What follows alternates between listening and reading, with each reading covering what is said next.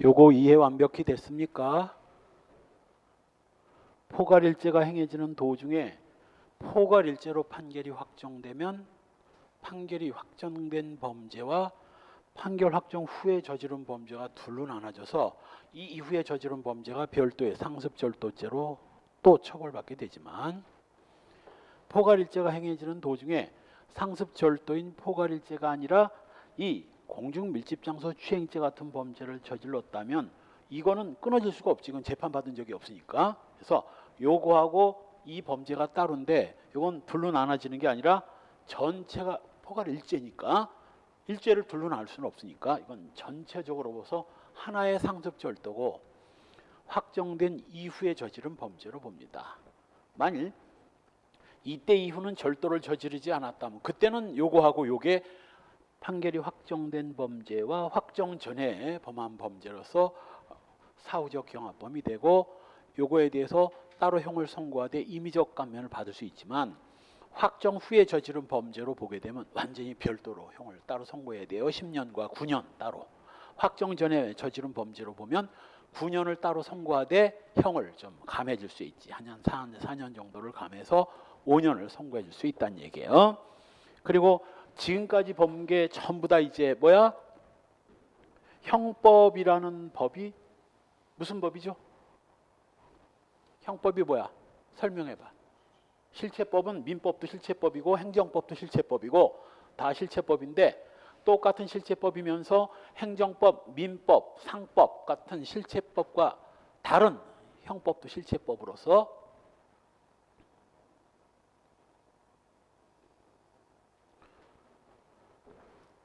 우리 맨 앞에 학생이 예를 들어서 홍길동이면 홍길동이 누구냐고 물어보면 특징을 설명해야지. 인천행정고시학원에 다니는 학생인데 인천행정고시에 다니는 학생이 뭐 남학생이 한둘이야?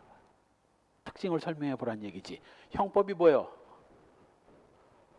범죄를 법률 요건으로 하고 법적 효과로서 형벌을 규정하고 있는 법. 더 줄여서 범죄와 형벌에 관한 법. 그리고 지금 거의 2달 동안 내내 한 게 바로 뭐? 범죄론을 배운 거야. 범죄론. 이제 형벌론 배우는데 요거는 서너 시간, 오늘 오후 3시간이면 충분해. 충분까지는 안 되고 하여간 3시간이면 끝납니다. 그러니까 2달 내내 범죄론을 하고 형벌론은 2-3시간이면 끝나요. 실제 시험 비중도 범죄론이 뭐 99%고 형벌론은 어쩌다 한번 나오는데 나오는 거 딱 둘이야. 집행유예, 선고유예하고 몰수. 요 둘이야. 외에는 별로 나오지도 않아. 뭐 누범 이거 한 10년, 20년에 한 번 나올까 말까 한 거고. 요 형벌에 관한 이론입니다. 형벌이란 범죄라는 법률 효과로서 범죄자한테 가해지는 법익의 박탈이죠. 형벌과 보완처분 설명했고, 형벌의 본질, 응보형주의와 뭐 목적형주의, 일반 예방, 특별 예방 다 설명했습니다. 형벌의 종류, 사형이 제일 무겁고 맨 아래 몰수가 제일 가벼운 형입니다. 그 중에서도 사형 제일 무거운 범죄고 교수형이에요. 목매달아 죽입니다. 군인은 총살이야. 군인은 총살. 사형 범죄의 범위, 형법에는 많습니다. 살인죄, 뭐 내란죄, 사형을 규정하고 있는 범죄는 많지. 단 보통은 사형 외에 무기나 유기징역도 같이 규정하고 있는데 꼴랑 사형 하나만 달랑 규정하고 있는 범죄는 여적죄 하나뿐입니다. 여적죄. 281종 맨 아래 여적죄는 여자를 적으로 하는 죄가 아니에요. 반역에다가 뭐 적국과 합세해서 대한민국의 항적, 즉 적국이란 뭐 일본이 적국 맞나? 이거? 일본하고 우리나라하고 전쟁이 벌어지면 어떻게 해야 되는데, 대한민국 국민이라면 당연히 대한민국 편에 서야지. 일본 편에 서가지고 우리나라를 향해서 총질하는 거, 요게 여적이야. 요거 여적. 사형이야. 사형. 단 법정형이 사형이지 선고형도 반드시 사형이라는 법은 없습니다. 사형도 감형이 여지가 있기 때문에 무기징역, 유기징역 다 가능해요. 그 다음 거기 개인적, 사회적, 국가적 법익에 사형을 규정하고 있는 범죄들이 거기 쫙 있죠. 사형 존폐론. 자, 나도 일단은 사형은 폐지되는 게 맞다고 봐요. 왜냐하면 국가도 인간이 만든 조직이고 아무리 인간이라도 다른 인간을 목숨을 빼앗을 수는 없어. 목숨은 신이 부여한 건데 인간이 신의 영역을 넘본다면 건방진 거거든. 그래서 사형은 바람직하지는 않습니다. 특히 어디서 문제점이 드러나느냐면 여러분도 알다시피 인혁당 사건이다, 뭐 옛날에 그 진보당 사건이다, 전부 사형을 집행해 놓고 났더니 나중에야 뭐 무죄라는 게 밝혀졌어. 혹시 종신형이나 무기징역을 선고했더라면 비록 나이가 먹었지만 뭐 목숨을 부지하고 풀려날 수 있었을 텐데 사형을 선고하는 바람에 도저히 회복이 불가능하고 그 사람 목숨을 뭘로 배상해 줄까? 돈으로 물론 형사보상을 해주지만 목숨을 무슨 돈으로 어떻게 보상을 해? 그런 오류가 발생했을 때 회복할 수 없는 손해를 입는다는 거. 그리고 만일 사형제도를 둬서 범죄가 예방되고 범죄가 줄어들 수 있다면 난 합니다. 그런데 사형을 한다고 절대 범죄가 줄어들지는 않습니다. 오히려 범죄가 더 잔인하고 가혹해져. 자, 극단적인 비교지만 자, 강간을 저질렀을 때 벌금 50만 원이라고 합시다. 강간하고 웬만하면 죽여 안 죽여? 안 죽여. 괜히 죽였다가 살인죄 어마어마하게 무거운 범죄가 될 텐데 웬만하면 벌금 50만 원 내고 그냥 말지 안 죽일 거라고. 그런데 강간죄를 사형으로 규정했다고 합시다. 엄청나게 무겁게. 강간하면 웬만하면 피해자 죽여. 왜? 어차피 강간도 사형이고 살인도 사형인데 개코나 뭐 웬만하면 입막음용으로 죽여버리는 게 차라리 범죄가 덜 탄로날 가능성이 높지. 그래서 형벌이 무거워지면 범죄는 더 잔인하고 가혹해집니다. 절대 줄어들지는 않아. 절대입니다. 이건 2000년 역사가 증명해주고 있어. 모든 법률학자가 다 인정해. 형이 무거워진다고 절대 범죄는 줄어들지 않는다는 걸. 그래서 범죄 예방 효과도 개뿔도 없고 요즘에 이제 뭐 조두순이다 뭐다 이렇게 놓으면 네티즌들이 저런 것들을 뭐하러 세금으로 밥을 먹여 죽이냐, 죽여라 하는데 그 조두순을 사형 집행하면 그 이후에 조두순만 사형 집행을 안 했더라면 죽지 않을 피해자를 더 죽게 만든다고. 그래서 가급적 사형은 폐지되는 게 바람직하다는 게 나도 이쪽 입장에 찬성하는 입장이고, 뭐 물론 이제 그 조두순이나 유영철 같은 악랄한 범죄자들 보면 정말 사형밖에 답이 없다라는 말이 나오긴 하지만 앞으로를 생각하면 뭐 개뿔도 예방 효과도 없고 피해자만 더 죽게 만드는 그런 쪽을 따라갈 수는 없잖아요. 그 인간이 불쌍하고 예뻐서가 아니라 더 많은 희생자가 나올까 봐. 그래서 요즘 느끼는 거 없습니까? 성폭력범죄 처벌법이 형을 가중하고 무겁게 처벌하니까 성폭행 피해자들 웬만하면 다 지금 죽어나가잖아. 다 여친도 죽여가지고 갖다 파묻고 웬만하면 갖다 죽여 파묻잖아요. 피해자들이 죽지 않을 수 있었던 피해자들을 다 죽게 만든다고. 가급적 사형제도는 폐지하되 뭐 종신형 제도 있습니다. 우리나라는 무기징역도 감형이 되면 막 풀려나. 그 대신 감형이 없는 무기징역, 이게 이제 종신형이지. 이런 것들을 보완하면서 사형제도는 차츰차츰 없애는 게 좋다는 거예요. 또 하나가 뭐냐면, 자, 유영철 같은 잔인한 살인마도 사실은 뭐 유영철이가 만일 이건희 아들로 태어났다면 그런 범죄자가 됐을까? 타고난 환경이 자기가 찌질이도 가난한 집안에 태어나서 도둑질을 하고 살려면 그럴 수밖에 없었던 사회적 환경도 문제고 본인 잘못이 제일 크지만 사형제도는 없애는 게 답입니다. 가급적. 자유형, 신체적 자유를 박탈하는 형벌로서 징역, 금고, 구류가 있고, 징역은 바로 형무소의 구치, 가둬놓고 정역, 일을 시킨다는 점에서 형무소에 가둬만 놓는 뭐 금고와 달라. 그래서 형사소송법에서 징역 10년과 금고 10년이면 뭐가 무거워? 징역이 무거운 겁니다. 왜? 징역은 일을 해야 되거든, 강제로. 금고와 구류는 형무소 내에 구치하고, 구류는 1일 이상 30일 미만의 금고. 구류는 역을 안 하니까 금고 중에서 기간이 30일 미만인 게 구류가 되는 거죠. 자유형의 개선. 자, 보통 이제 음주운전자들, 음주운전을 해서 사람을 죽인 건 용서받을 수 없는 범죄지만, 보통 이 음주운전자들은 안 그런 놈도 있지만 술만 안 처먹으면 착해, 아주 착한 애인데 술만 먹으면 음주운전 해가지고 사고를 해서 탈이지. 그런 애들이 깜빵을 가게 되면, 여러분 여러 영화나 이런 데서 봤듯이 이제 거기서 깜빵 안에서 깜빵 선배들이 괴롭히고 이제 얘기도 해주고 하면서 범죄에 눈을 떠. 아, 내가 이래가지고 내가 잡혔구나. 옆에서 가르쳐줘. 이 자식아, 그러니까 넌 잡혀오는 거야. 어?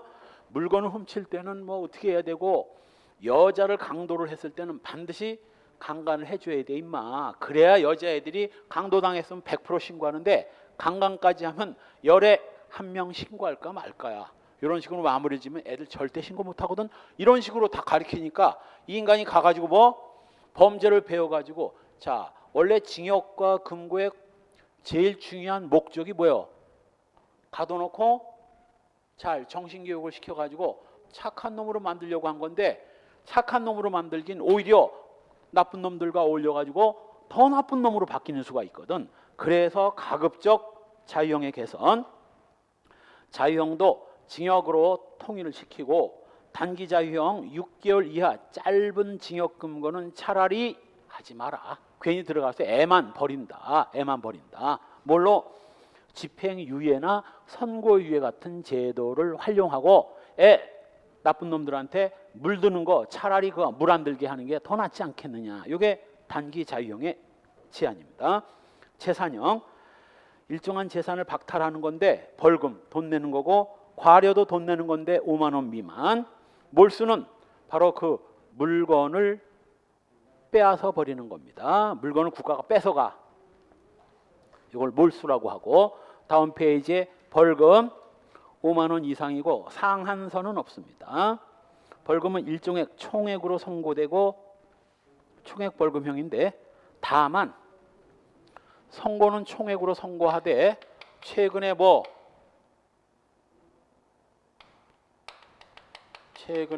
한 1, 2년밖에 안 됐어요. 이 벌금을 분할 납부하는 분할 납부 제도가 신설됐어요. 옛날에는 벌금 2천만 원 하면 2천만 원 목돈으로 내야 돼. 최근에는 분할 납부 제도가 신설됐어요.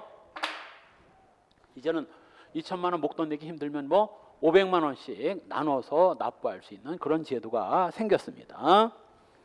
자, 그 다음에 과료는 5만 원 미만, 2천 원 이상 5만 원 미만 돈 내는 거고, 노역장 유치, 바로 이때 벌금 2천만 원을 안 내고 개기면 속된 말로 몸으로 떼어라. 너 몸으로 떼어라. 그래서 인간 강제로 끌어다가 2천만 원어치 일을 시키는데 보통 그의 일당 정도 쳐줍니다. 옛날에는 한 일당이 5만 원이었는데 요즘에 일당 많이 올라가지고 일당 한 10만 원 쳐주면 며칠? 200일 동안 노역장에 끌어다 강제로 일시킵니다. 지금 전두환 아들 하나가 원주 교도소에서 이 노역장 유치하고 있어요. 노역장 유치. 200일 정도 강제로 일을 해야 돼요. 그래서 벌금은 1일 이상 3년 이하, 구류는 1일 이상 30일 미만 노역장에 유치할 수 있습니다. 한편 다음 페이지에 3번 소위 전주 황제 노역 사건, 그 전두환 아들놈도 비슷합니다. 그 인간이 200억을 납부하지 않으니까 이걸 갖다가 최대가 얼마야? 3년입니다. 3년이면 약 1000일인데 1000일 정도를 풀로 부과하더라도 하루에 일당 인지하시가 얼마예요? 일당 200만 원 아닌가? 1000일이면 100만, 1000만, 억, 10억, 100억, 2천만 원이야. 일당 2천만 원. 일당 2천만 원. 아니 돈 없는 서민은 일당 10만 원 쳐주면서 이 나쁜 자식은 일당 2천만 원이 뭐야? 일당 2천만 원이 200억이면 일당 100억, 1000만, 억, 10억, 100억 맞죠? 일당 2천만 원이야. 그럼에도 불구하고 무슨 짓을 했어요? 담당 판사놈이 난 건 돈 처먹었다고 봐. 99%. 이걸 최대 3년이면 일당 2천만 원에 최대 해봐야 1000일인데 이걸 갖다가 200일인가를 선고합니다. 노역장 유출 200일 선고를 하는 거야. 일당 1억이야. 그래서 그 뒤 뭐 황제 노역이란 최소한도 최대치는 선고해 줘야 되잖아. 3년. 3년은커녕 6개월밖에 선고하지 않았으니 이게 특혜가 아니면 뭐냐고. 이놈하고 딜을 하지 않고서는 이런 미친 짓은 안 할 거야. 최소한도 뭐 한 10분의 1, 20억은 챙겼겠나? 그렇지 않고서 이런 무식한 판결을 때리겠어? 그 뒤 뭐 이 개정이 됩니다. 3번이야. 그래서 벌금이 1억 5억 미만인 경우에는 300일 이상, 50억 미만인 경우에는 500일 이상, 50억 이상인 경우에는 1000일 이상을 반드시 정하도록 돼 있습니다. 지금 이 자식 요 뭐야? 1000일 이하로 때릴 수 있다 없다? 없다. 50억 이상이면 1000일 이하를 못 때리게 만든 거야. 액수에 따라서. 그 또라이 판사 하나 때문에. 또라이겠어? 더러운 판사지 돈 받았을 겁니다. 아마 99%. 그 다음 몰수. 몰수는 그 물건을 빼앗아 버리는 겁니다. 그럼으로써 의의 범죄 반복을 방지하거나 범죄로 인한 이익을 얻지 못하게 함으로써 뭐 범죄도 예방하고 소위 뭐 형벌도 되고 범죄도 예방하는 거지. 자, 예를 들면 마약 범죄자한테 마약을 돌려주면 무슨 일이 생기겠어? 마약 제조죄로 유죄 판결을 때린 뒤에 마약을 돌려주면 그 마약 팔아먹을 거 아니냐고. 그 마약은 어떻게 해서 뺏어가지고 없애버려야지. 바로 그 범죄로 인한 이익 또는 이제 그 뇌물 받은 공무원한테 바로 뭐 뇌물 받은 액수 지금 박근혜 뇌물 받은 액수만큼 뭐 뇌물 뺐고 벌금 따로 부과하고 벌금하고 몰수는 다른 거예요. 그래서 범죄로 인한 이익도 박탈을 하고 그 물건으로 또 범죄가 발생하는 걸 예방하기 위함입니다. 그래서 네 번째 줄 중간 그래서 몰수는 형벌로서의 성격은 물론 뭐 대물적 보완처분 그 물건 때문에 또 범죄가 발생하는 걸 사전에 차단. 자, 범죄를 사전에 차단하는 게 바로 뭐라고 그랬어? 보완처분이라고 그랬죠. 그래서 이 몰수형이 형벌로서의 성격은 물론 보완처분. 이거 순경시험 예문에 나온 적이 있습니다. 다음 형벌 중 보완처분적 성격이 가장 강한 것을 골라라. 뭐 몰수.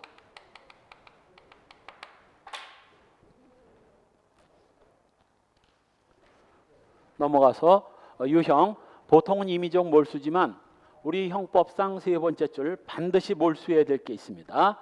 마약 그리고 뭐 뇌물, 배임수재 재물. 두 번째 줄 중간 뇌물.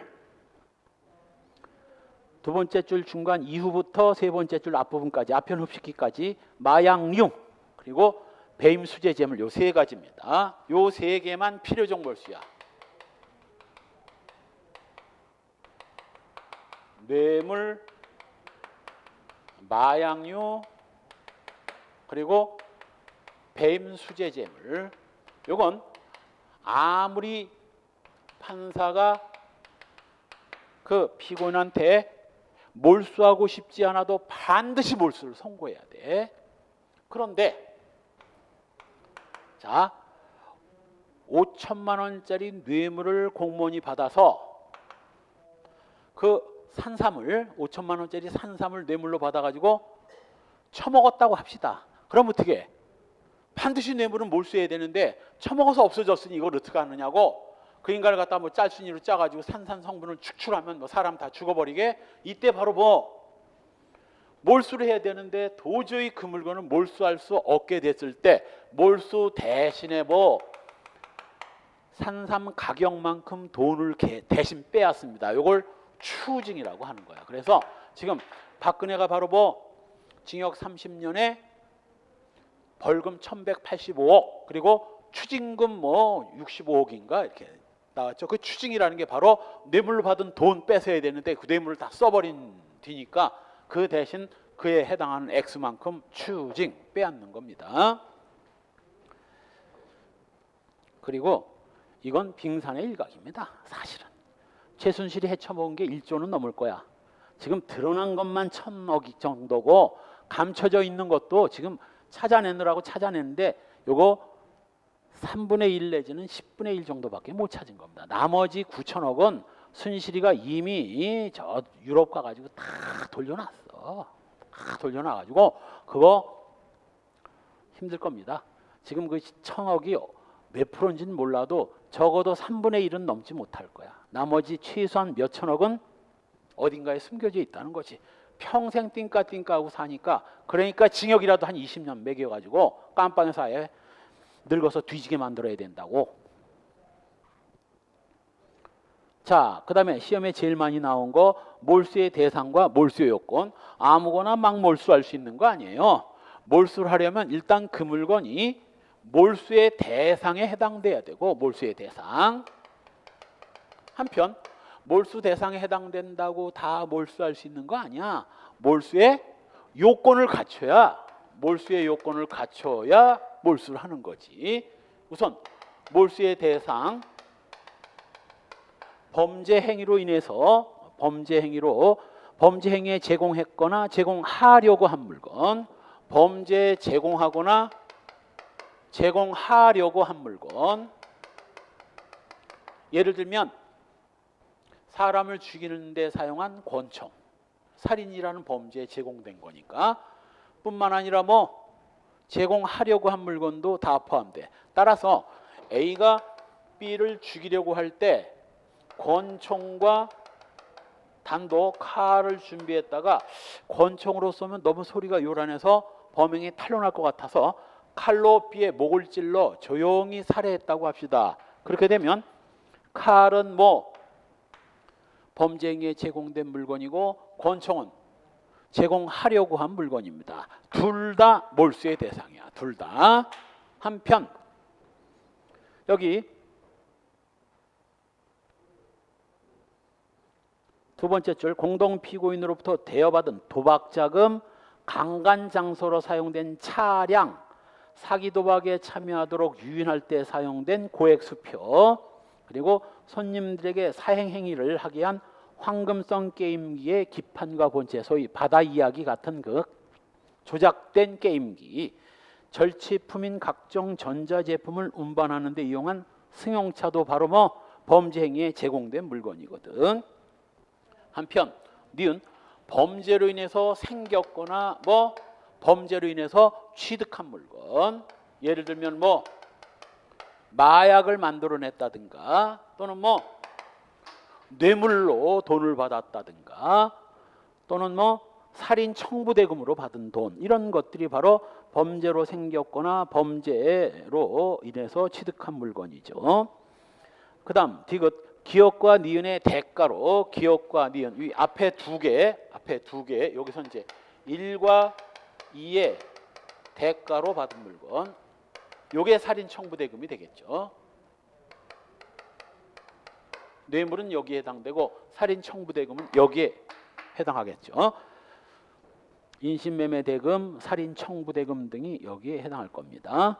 한편 여기에 해당한다고 다 몰수할 수 있는 게 아니에요. 흔한 말로 이건 기본 나가리, 기본을 갖췄다고 다 되는 건 아니지. 몰수의 대상에 일단은 합격 요건을 갖춰야 되고, 대학교 필수 과목 다 이수했다고 졸업되나?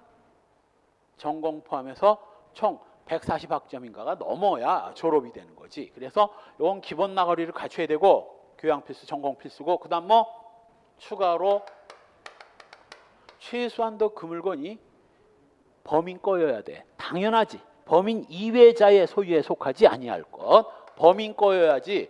범인 이외자의 소유에 속하면 뭐 아니 범인이 범죄를 저질렀는데 범인 아닌 사람 물건을 왜 뺏어?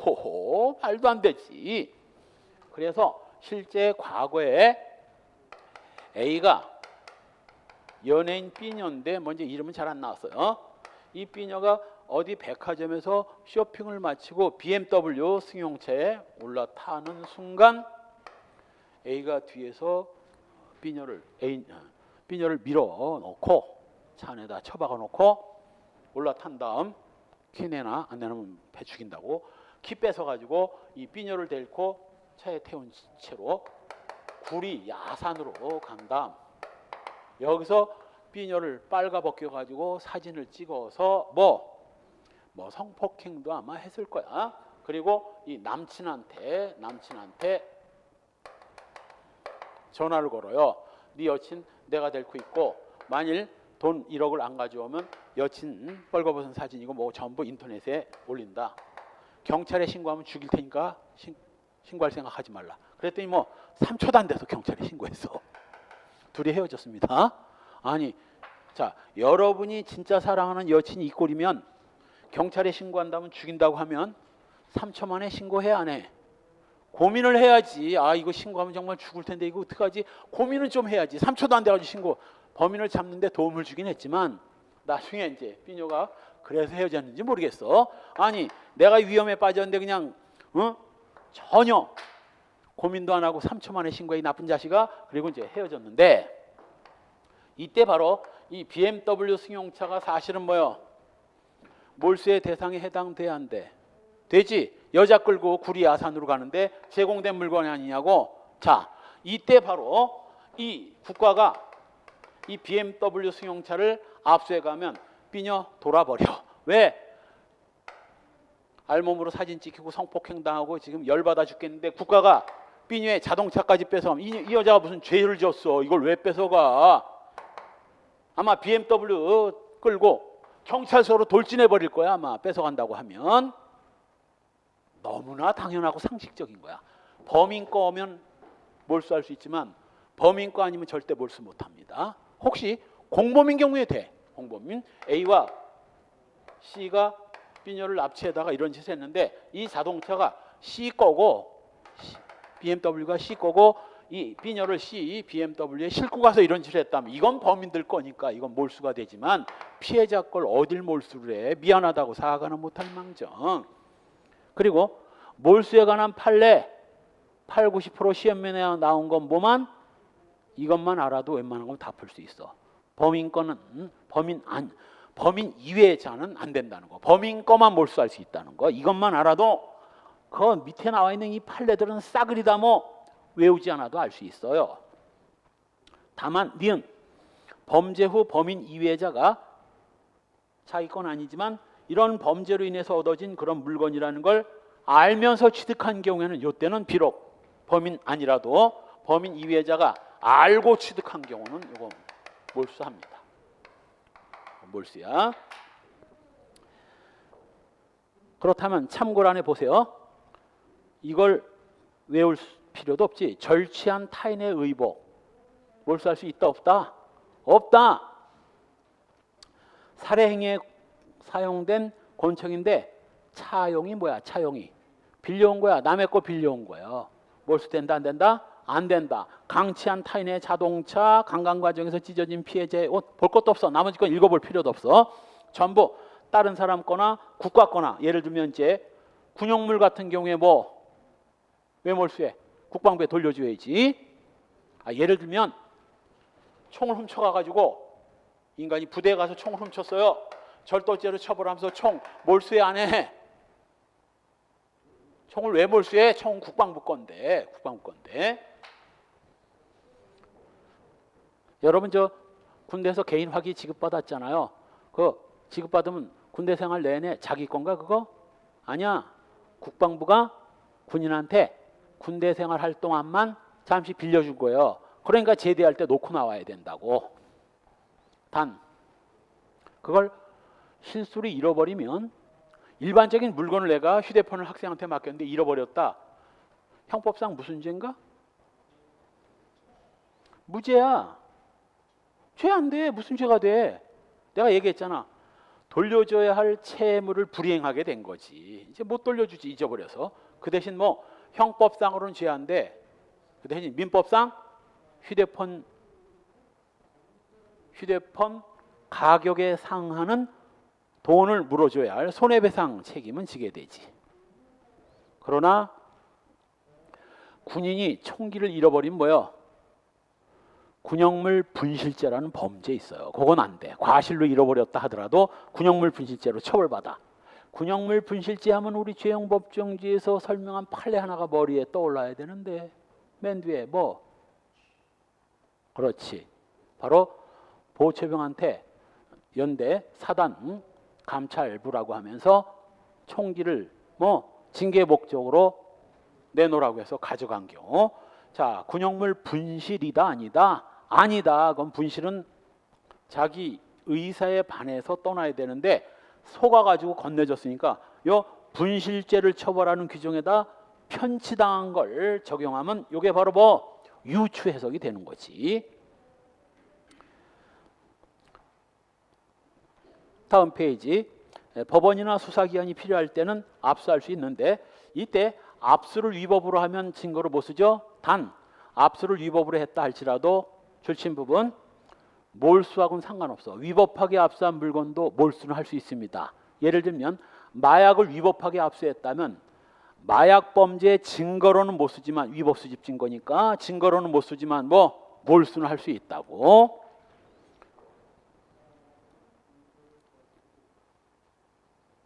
한편 3번 공범자의 소유물도 몰수 가능합니다. 왜? 이자도 범죄자니까. 4번도 요거 뭐 시험에 한번 나왔죠. 외국환 관리법 위반죄, 소위 달러를 외국으로 빼돌리려고 하는 건 이거 뭐 외국환 관리법 위반죄인데 단 뭐 적어도 이때 체포될 당시에 미처 송금하지 못하고 소지하고 있던 자기압수표와 현금은 혹시 실행에 착수를 했다면 범죄 행위에 제공된 거라서 몰수할 수 있지만 실행에 착수하기 전에, 즉 외국으로 빼돌리기 전에 공항에서 탑승 대기를 하고 있다가 검거된 경우에는 뭐 아직 실행에 착수를 안 했고 실행에 착수를 안 했다면 예비 단계고 외국환 관리법에 예비 처벌 규정은 없어요. 그러니 이 인간은 뭐 예비 처벌 규정이 없으니 두 번째 줄 뒷부분 범죄 행위에 제공하려고 한 물건으로도 볼 수 없어요. 실행에 착수를 해야 이것도 제공하려고 한 물건이 되는 거지. 아예 실행에 착수조차 안 했다면 범죄에 제공하려고 한 물건이라 볼 수도 없고 그렇다면 몰수도 못하는 겁니다. 추징과 폐기, 몰수 대상인 물건을 몰수할 수 없을 때는 가액을 추징하고 문서, 도화 등의 일부가 몰수에 해당되면 그 부분을 폐기합니다. 왜? 그 부분만 일부 몰수하기가 곤란하면 그 부분을 그냥 폐기해 버리는 겁니다. 그리고 추징은 몰수를 못할 때 대신하는 소위 말하는 부가형인데 몰수를 해야 되는데 몰수를 못할 때 몰수 대신하는 소위 말하는 부가형이죠. 부가형. 실질적으로는 부가형이고 추징가액의 산정 기준은 시험에 나온 적이 있습니다. 판결 선고 시야. 따라서 마약을 5만 원에 사서 처먹었는데 재판 선고할 때는 가격이 10만 원으로 뛰었다면 뭐 10번을 먹었으면 뭐 50만 원 추징이 아니라 선고 시 10만 원이면 100만 원을 추징해야 됩니다. 보통 마약 1회분이 한 5, 6만 원 해요. 단속이 심하면 한 8, 9만 원, 10만 원 올라가고 단속이 뜸하면 좀 떨어지고 합니다. 보통 한 5만 원 정도 하는데 황수정이가 마약 먹고 간통 저지르다가 징역 2년에 집행유예 3년인가 받고 추징 30만 원을 받아. 추징 몇 번 정도를 먹었다는 거예요? 한 대여섯 번 먹었다는 거지. 한 대여섯 번 먹었다는 거죠. 그래서 마약은 반드시 몰수해야 되는데 가액을 알 수 없을 그 몰수를 못하면 가액만큼 추징을 하는 겁니다. 추징액수는 선고시를 기준으로 한다는 거. 한편 판례 정리, 뇌물은 저 뒤에서, 뇌물 몰수 추징은 저 뒤에서 보기로 합시다. 넘어가고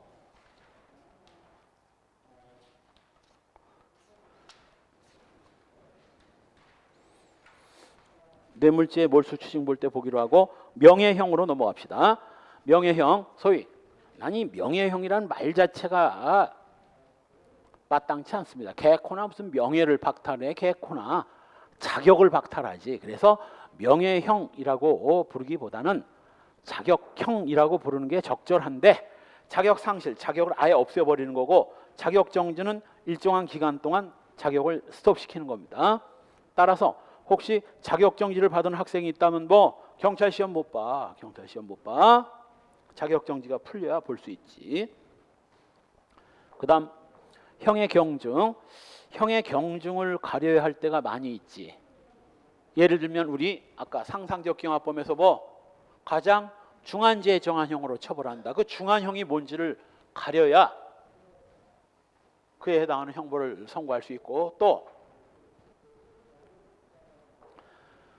소급표 금지의 원칙에서 중한형은 소급이 안 돼도 경한형은 소급되죠. 뭐가 경하냐 중하냐를 알아야 소급을 할 수 있냐 없냐도 결정할 수 있는 거거든.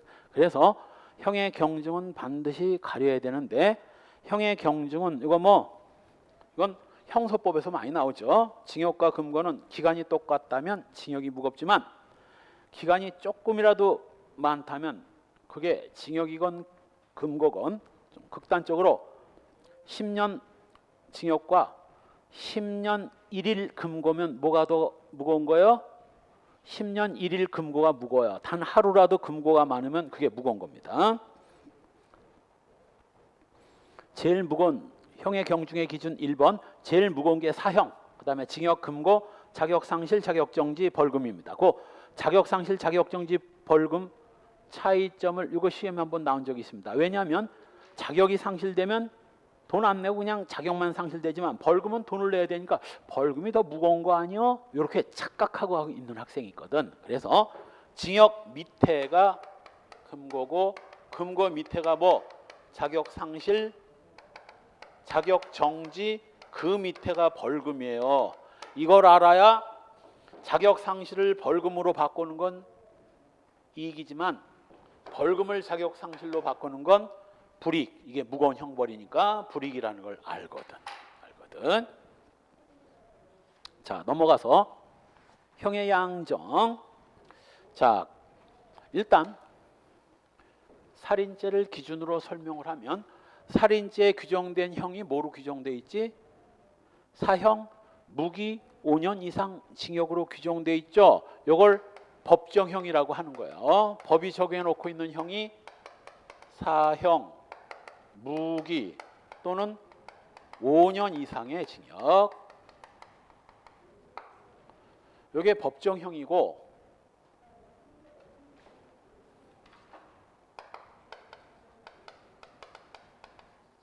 이 법정형 중에서 이제 형벌의 종류가 3개가 있으니까 법원이 요 중에서 하나를 선택하지.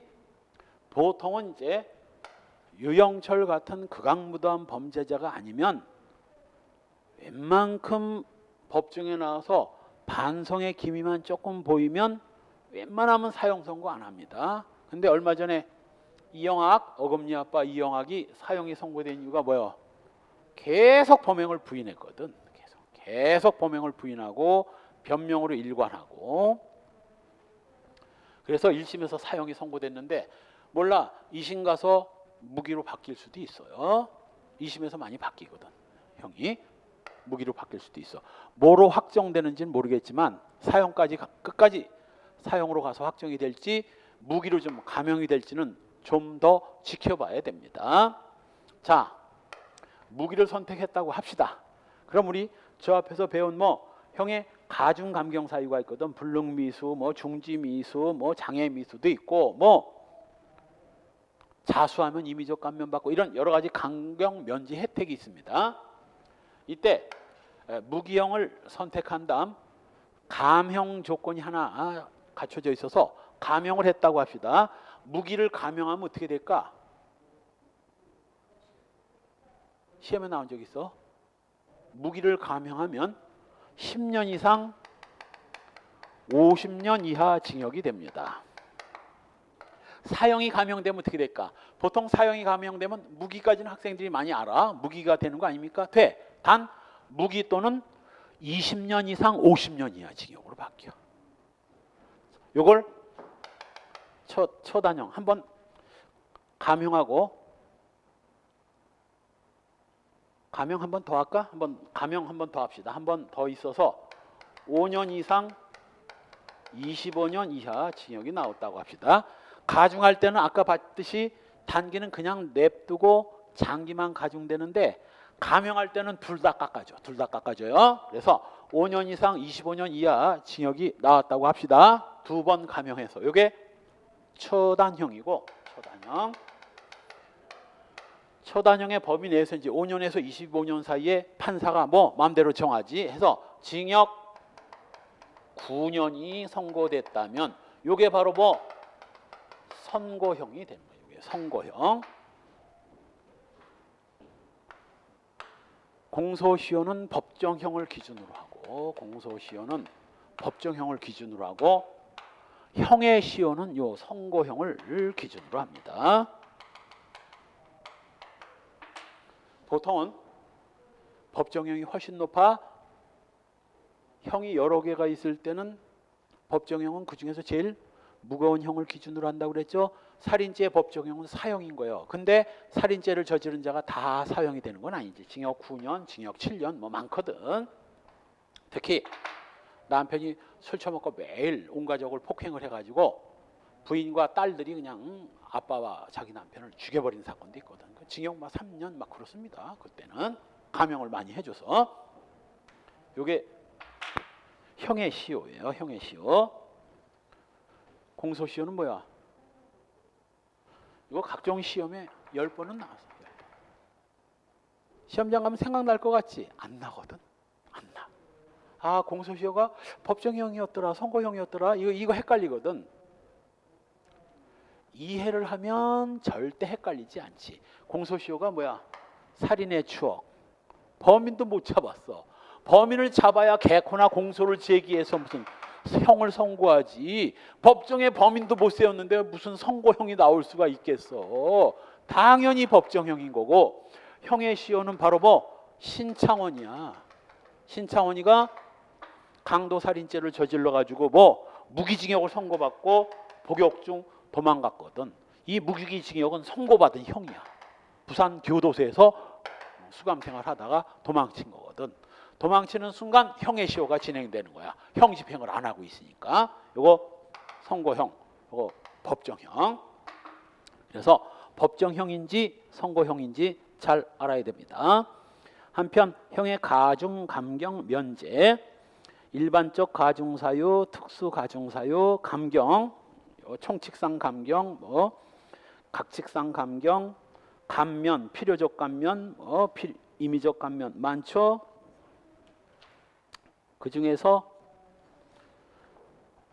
시험에 많이 나온 거, 소위 중지미수, 장애미수, 뭐 불능미수, 이거 시험에 많이 나오고, 이거 맨 아래 임의적 감면에 과잉방위, 과잉피난, 과잉자구행위, 임의적 감면이라고 그랬죠. 불능미수, 자수자복. 그리고 아까 얘기했던 바로 뭐 판결을 받지 아니한 경합범, 소위 사후적 경합범이 임의적 감면으로 새로 추가됩니다. 시험에 꼭 나올 거야. 임의적 감면 되는 거 한번 고르라고, 안 되는 거 골라라. 이렇게. 그다음 각칙상 감경사유, 필요적 감면과 임의적 감경, 내란죄, 외환죄 등을 범한 자가 실행에 착수해 이르기 전에 자수한 때 필요적 감면이고, 임의적 감경 한번 읽어보고요. 재판상 감경, 장량 감경이라고 하는데 정상 참작해서 한번 감경해 줄 수 있습니다. 단 이 앞에 법률상 감경 사유는 2번이 중복되면 2번, 5번이 중복되면 5번을 다 감경할 수 있는데 재판상 감경은 맨 마지막에 딱 한 번만 할 수 있어. 그래서 법률상 감경 사유가 3개가 있으면 뭐 법률상 감경을 하고 장량 감경을 할 수 있지만 장량 감경만 2번 하는 건 이건 안 돼. 이거 없이 장량 감경은 1병밖에 못 합니다. 5개라도 장량 감경이 가능하지만 1번밖에 못 하는 거야. 장량 감경을 2번 하는 건 있을 수 없어. 법률상 감경은 여러 번 할 수 있지만 장량 감경은 맨 마지막에 딱 1번만 할 수 있는 겁니다. 형면제, 범죄가 성립돼서 형벌권은 발생했는데 여러 가지 사정이 있어서 뭐 형을 부과할 수 없는 경우 그때는 형이 면제되죠. 이때 바로 형 면제와 형 집행 면제는 다른 거예요. 형 면제는 처벌 조건을 갖추지 않아서 유죄 판결을 하면서 형 선고를 못하는 경우고, 형 집행 면제는 유죄 판결을 때리고 깜빵에 깜빵 살다가 도중에 풀려나는 게 형 집행 면제예요. 자수와 자복, 죄를 범한 자가 수사 책임 있는 관수에 자수하면 임의적 감면이고, 자복도 마찬가지로 임의적 감면입니다. 자수자복의 법적 효과 이런 것들은 임의적 감면이라는 건 알면 되고, 나머지는 전부 다 뭐 자수냐 아니냐, 이건 형사소송법에서 매우 중요하고 형사소송법에서 배웠을 겁니다. 형사소송법에서 보세요. 넘어가서 5. 형의 가중감경 순서와 방법. 이렇게 가중감경 사유가 여러 개가 있다 보니까 뭘 먼저 하고 뭘 나중에 하느냐에 따라서 뭐 처단형의 범위나 선고형이 달라질 수 있는 거거든. 가중부터 하느냐 감경부터 하느냐에 따라서 달라질 수 있거든. 따라서 찬물도 위아래가 있고 순서가 있듯이 형의 가중감경도 여러 개가 있을 때는 순서대로 해야 되는 겁니다. 이 순서를 무식하게 다 외울 수는 없고, 1. 각칙 본조에 의한 가중, 즉 특수하고 디테일한 부분에서 점차 포괄적이고 넓은 영역으로 나가는 겁니다. 각칙 본조 가중, 이건 뭐냐면 형법 각칙에 폭행죄에 비해서 특수폭행죄는 형 가중 규정을 두고 있잖아. 바로 그 특수폭행에 규정이 있으면 그 특수폭행 법정형이 적용된다는 거예요. 가중된. 그리고 특수교사방조 가중하고 누범 가중하고 법률상 감경, 여기다가 사선을 그세요. 사선을 긋고 당해 범죄로는 이게 끝이야. 당해 범죄로는 이걸로 끝이고, 다른 범죄를 저지른 게 있으면 이제 플러스 경합범 가중을 하는 거죠. 경합범 가중을 하고, 아까 얘기했듯이 맨 마지막에 하는 게 뭐 장량감경, 맨 마지막에 하는 게 장량감경이다. 그래서 구체적이고 디테일하고 특수한 부분에서 점차 추상적이고 일반적인 부분으로 넓혀 나가되 맨 마지막에 하는 게 장량감경이다. 형의 가중감경의 정도와 방법. 유기징역, 유기금고는 50년까지 할 수 있습니다. 원래는 아까 안 보고 왔는데 징역이건 금고건 1월 이상, 뭐 1개월 이상 30년까지고, 가중하는 경우 가중하는 경우 50년까지 할 수 있는 겁니다. 50년. 누범의 경우에는 장기 2배만, 단기 가중하지 않는다는 거 조심하고요. 경합범을 가중할 때는 중한죄나 다액의 2분의 1 가중합니다. 역시 단기 가중하지 않는다는 거. 특수교사방조 가중하는 건 이미 봤고, 감경의 정도와 방법. 아까 얘기했듯이 사형을 감경할 때는 무기 또는 20년 이상 50년 이하, 무기를 감경할 때는 10년 이상 50년 이하. 이건 2012년도 2월달 승경 기출문제로 나온 거예요. 무기 감경하면 어떻게 되느냐? 처단형의 범위가 10년 이상 50년 이하. 이거 시험에 나왔다고. 나머지는 형기의 2분의 1로 줄이면 되고, 그 다음 장량감경 맨 마지막에 그냥 정상 참작해서 감경할 수 있습니다. 그러나 법률상 감경은 여러 번 할 수 있지만 장량감경은 맨 마지막에 한 번만 한다 그랬어요. 자, 다음 페이지에 양형. 바로 이 처단형의 범위 내에서 싸가지가 없으면 뭐 25년 쪽으로 갈 것이고, 싸가지가 좀 있어 보이면 5년 쪽으로 접근하게 될 겁니다. 그래서 요때 바로 법관이 뭘 보고, 바로 요 내용들.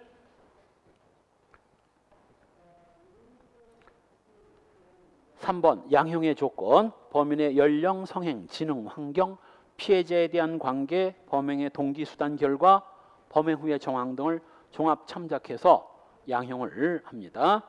참고 성별, 건강, 체격, 종교, 정과 여부와 국적 여부는 이건 뭐 양형의 조건은 아닙니다. 그 다음 7. 판결 선고 전 구금과 판결의 공시. 과거에 판결 선고 전 구금이라는 것은 바로 지금 박근혜가 그거야. 박근혜가 현재 한 10개월 정도 구속 중에 있죠. 10개월 정도 구속 중인데 원래는 1심 법원의 최대 구속 기간은 6개월인데 당해 범죄 하나로 할 수 있는 거고 다른 범죄로 더 구속하는 건 이건 이중 구속 위법 아닙니다.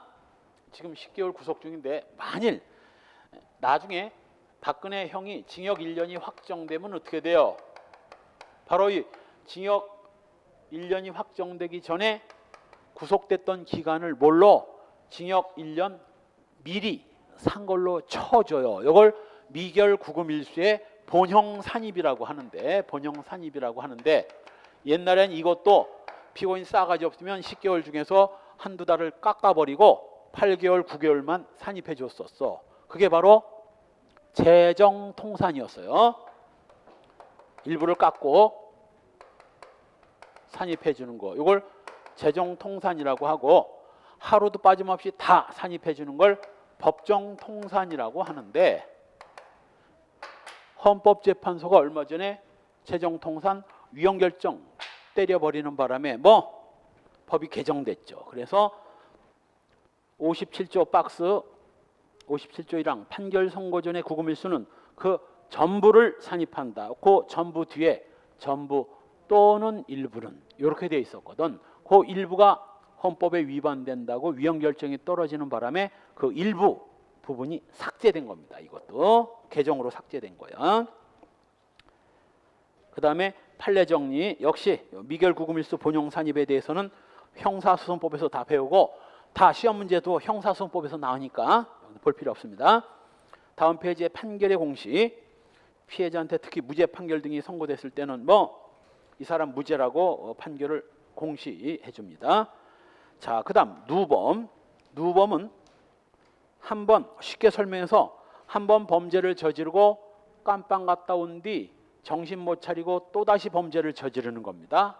3년도 안 돼서 이렇게 범죄를 저지르고 깜빵 갔다 와서 또 저지르는 걸 이걸 누범이라고 하고 이 점에서 누범과 경합범은 비슷한데 다르죠. 경합범은 여러 개 범죄를 저지르는 걸 한꺼번에 재판하는 거고 누범은 한 번 범죄를 저지르고 깜빵 갔다 나온 뒤 3년도 안 돼서 또 저지르는 걸 이걸 누범이라고 그래요. 정기로 표현하면 우리 중고등학교 때 배운 병렬과 직렬 이 차이라고는 할까? 범죄를 저지르고 깜빵 갔다 와서 또 저지르는 거 누범. 범죄를 여러 개를 그냥 계속 저지르는 거 이거 경합범. 자, 요 점에서 법적 성격.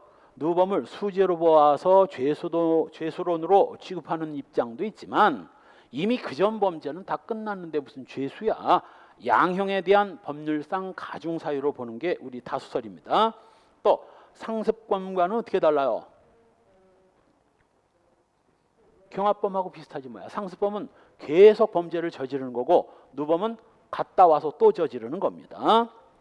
특히 결정적으로 다른 점이 상습범은 절도 상습범은 절도로만 상습범이 될 수 있지만 누범은 절도하다 갑자기 사기되면 이건 절도 상습범에 사기가 들어갈 수는 없지. 그러나 절도로 깜빵 갔다 왔다가 이번엔 다시 사기를 저질렀다면 동일한 범죄가 아니라도 누범이 될 수 있다는 거. 그 다음 경합범과의 구별. 경합범은 병렬적 관계에 있다는 점에서 직렬적, 누적적 관계에 있는 누범과 다르고요. 다음 페이지에 누범 가중의 타당성. 얼핏 보면 자 징역 1년을 선고받고 깜빵 갔다 와서 또다시 징역에 해당되는 또 범죄를 저지른 경우 형을 가중하는데 얼핏 보면 과거에 저지른 이 범죄 때문에 형이 또 가중되는 거니까 이거 과거에 저지른 범죄 때문에 형이 가중되니까 이거 잘못된 거 아니냐. 너 과거에 저지른 범죄 때문에 가중되는 건 하지만 과거 때문이 아니라 과거에 범죄를 저지르고 정신 못 차리고 또 범죄를 저질렀다는 점, 요 점에서 형이 가중되는 거지 단순히 과거이기 때문에 가중되는 게 아니거든. 그래서 두 번째 줄, 다시 범죄를 저질렀다는 후범, 두 번째 범죄 때문에 형이 가중되는 거지 일사부재리하고는 상관도 없고 역시 평등의 원칙과 상관없습니다. 왜? 한 번도 범죄를 안 저지른 놈은 좀 형이 가볍고 그 전에 범죄를 저지른 놈이 또 범죄를 저질렀을 때는 당연히 형이 무거워져야지. 심파 쪽 입장일까? 구파 쪽 입장일까? 누범을 가중하는 것은 심파 쪽이다, 구파 쪽이다? 심파 쪽이다. 요거 아주 범죄적 위험성이 아주 농후한 놈이고 나쁜 놈이거든 저거. 책임주의 원칙의 위배 아니냐 좀 논란이 있습니다. 그러나 너무 과하면 책임주의 위배될 수 있지만 이거 장기 2배 정도 가중하는 이걸 책임주의 위반이라고 볼 수는 없습니다. 누범 가중의 요건 따라서 누범이 되려면 우선 전범 앞에 범죄가 금고 이상형을 선고받았어야 되고 이때 동그라미 2번 금고 이상의 선고를 받은 이상 형법이 아닌 군형법, 소년법도 상관없고 전범이 고의범이냐 과실범이냐도 묻지 않습니다. 또 4. 형 선고는 유효해야 됩니다. 따라서 앞에 범죄 형이 일반 사면에 의해서 효력이 상실된다든가 선고유예나 집행유예를 받은 자가 유예기간이 경과됐다면 앞에 범죄의 효력은 상실했기 때문에 누범 안 됩니다. 또 복권은 형의 선고의 효력으로 상실 정지된 자격만 회복해 주는 거기 때문에 징역형하고는 상관없어. 한편 다음 페이지에 판례 첫 번째 판례 여러 가지 형 중에서 벌금형을 선택했을 때는 누범 가중 안 됩니다. 왜? 금고 이상의 형에 해당돼야 누범 가중이 되기 때문에 벌금을 선택했다면 이건 누범 가중 안 돼요. 한편 두 번째 형 선고를 받은 자가 특별 사면을 받아 형 집행을 면제받고 복권이 됐다 하더라도 출소 후 다시 3년 이내에 다시 또 범죄를 저질렀다면 이건 누범 가중할 수 있습니다. 특별 사면은 소용없어. 일반 사면이라면 모르지만 특별 사면은 소용없습니다. 한편 이 전범의 형 집행은 최소한 종료되거나 면제됐어야 됩니다. 따라서 아직도 전범의 형이 집행이 종료되지 않았다면 누범 가중 말도 안 돼요. 그래서 신차원이는 누범 가중이 안 됐던 거야. 무기징역이 종료가 안 됐기 때문에 무기징역 집행 중에 도망을 갔기 때문에 전범의 형 집행이 종료되지 않았거든. 누범 가중은 못했고 그 대신 동시경합이었습니다. 강절도를 한 100개 정도를 저질렀는데 그 100개 강절도를 한꺼번에 공소를 제기했으니 이게 동시경합이고 다 특수강도 정도였습니다. 특수강도에다 2분의 1 가중해가지고 징역 특수강도는 그렇게 살인죄만큼 무거운 범죄는 아니니까 그래서 5년인가 5년 이상의 징역인가 5년 이상이라봐야 옛날에 15년 지금 이제 30년으로 바뀌었지만 옛날에 15년이고 경합범 가중해봐야 단기 놔두고 장기 가중해봐야 22년 6월밖에 더 됩니까? 지금은 이제 30년에 50년까지 갈 수 있지만 옛날에 이랬거든. 그래서 신창원이가 강도살인으로 무기형을 선고받고 풀려난 게 도망가가지고 저지른 100여 개의 강절도로 동시경합 가중해가지고 처단형이 나왔는데 이상은 못 올라가는 거야. 이게 최대치였거든. 그래서 얼마? 22년 6월이 선고된 거죠. 그래서 신창원이는 무기형 끝난 뒤에 이것도 22년 6월 받아야 돼. 살아서 깜빵에서 나오긴 힘들다는 얘기지. 신창원이는. 한편 이 형 집행을 면제받은 경우란 형의 시효가 완성되거나 특별 사면 등으로 형 집행이 면제된 걸 말하는 겁니다. 3. 전범의 형 집행을 종료하거나 면제받은 후 3년 이내에 저질렀어야 됩니다. 3년이 지난 뒤에 저질렀다면 그때는 누범 가중 못해요. 이때 바로 아래 상습범 중에 일부가 누범 기간 내에 이루어졌다면 나머지가 누범 기간이 경과한 후에 이루어졌다 할지라도 이건 3년 이내에 저지른 범죄로 봅니다. 따라서 형 집행을 종료받은 날로부터 3년 내에 저질러야 되는데 요때부터 저질러서 3년이 지난 뒤에까지 저질렀다면 이건 뭐 3년이 지나기 전에 저지른 걸로 본다고. 끝난 건 뒤에 끝났다 할지라도 우리 조금 아까는 뭐 판결이 확정된 죄와 판결 확정 전에 범한 죄 요게 사후적 경합이고 그러기 위해서는 판결 확정 전에 저질러서 해야 되는데 포괄일죄가 확정 전에부터 확정 후에까지 계속됐다면 이때는 뭐 확정 후에 저지른 범죄로 보지만 누범 가중은 시작만 3년 전에 시작했다면 끝난 게 확정된 뒤라 하더라도 3년 전에 저지른 걸로 봅니다. 이 논리와는 사실 이거 반대되는 논리야. 이건 반대되는 논리지. 두 번째 판례도 3년 내에 실행에 착수만 하면 된다. 뭐 똑같은 내용입니다. 그 다음 넘어가서 후범도 금고 이상 형에 해당하는 죄여야 되고요. 역시 선고형을 말하는 거고 이때 후범은 전범과 죄명이 같을 필요도 없고 뭐 고의범이냐 과실범이냐도 묻지 않습니다. 아래 누범이 되지 않는 거 판례들 전부 뭐 집행유예 선고유예 기간 중 가석방 기간 중 선고유예나 집행유예 기간이 경과해도 안 돼. 왜? 선고유예 집행유예 경과하면 무슨 일이 벌어져? 앞에 선고된 형은 효력이 없어지거든. 형 집행 전 집행 중에 저지른 범죄 전과가 일반 사면된 경우 이런 것들이 누범이 안 되는 경우고 누범의 효과 장기 2배까지 가중하되 50년을 초과할 수는 없습니다. 따라서 강도죄가 3년 이상의 징역인데 요 3년 이상의 징역 누범 가중하면 어떻게 되나?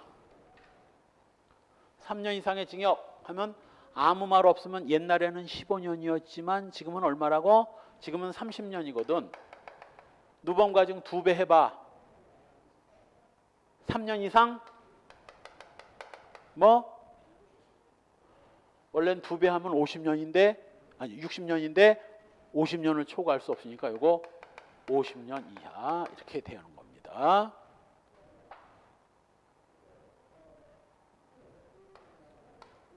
단